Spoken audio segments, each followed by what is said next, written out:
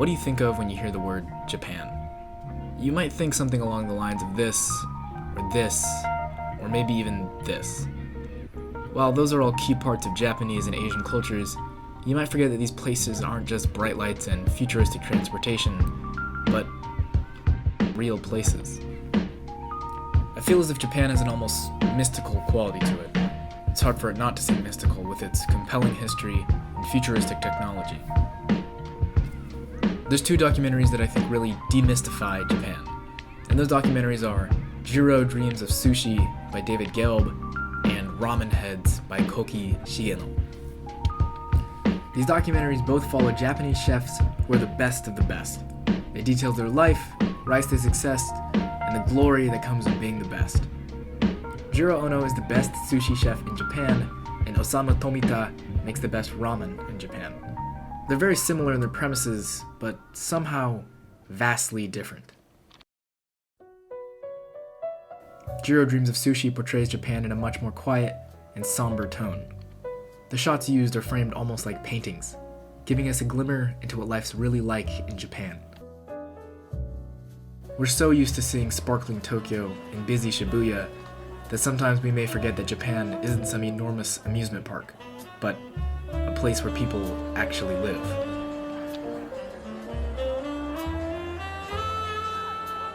Jiro Dreams of Sushi paints the much more mundane parts of life as something to be cherished, and this message of achieving the highest platform but realizing that the top is lonely is powerful.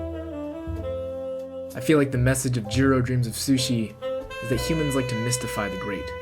Jiro Ono has been called the best living sushi chef in the world, but it was his son who prepares the sushi for the Michelin rating system.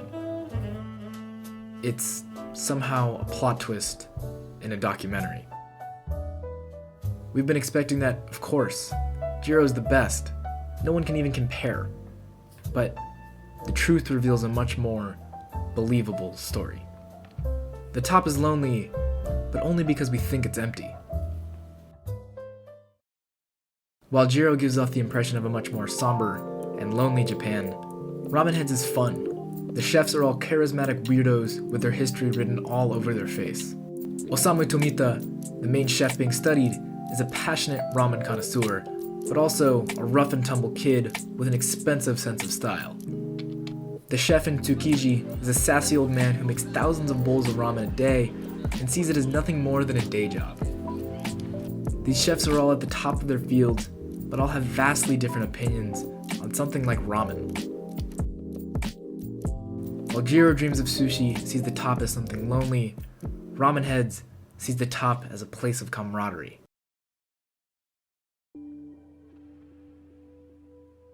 So, what's my point? Why did I make this video about two documentaries that nobody cares about? Well, it's because I was passionate. These documentaries show me that the mundane doesn't have to be suffered through. And with how disposable media is right now, sometimes it feels good to just live. I may not have passion like Tomita or Jiro, but looking at them gives me hope. Tomita and Jiro weren't these gods of men put on earth to make food. They were people who were inspired by the food they ate and how it made them feel. And they wanted to share that feeling with the rest of the world. If people can find their passion in something like ramen or sushi or whatever, it makes me think that everyone has a purpose, that everyone is going to find their spark in life, that everyone is gonna be okay. So get out there and live. Thank you for watching.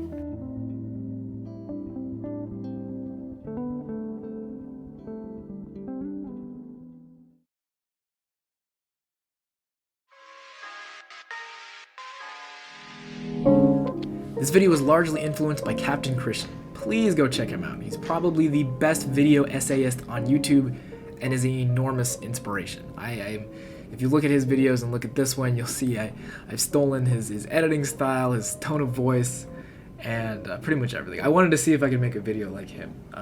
So please check him out, and thank you for watching.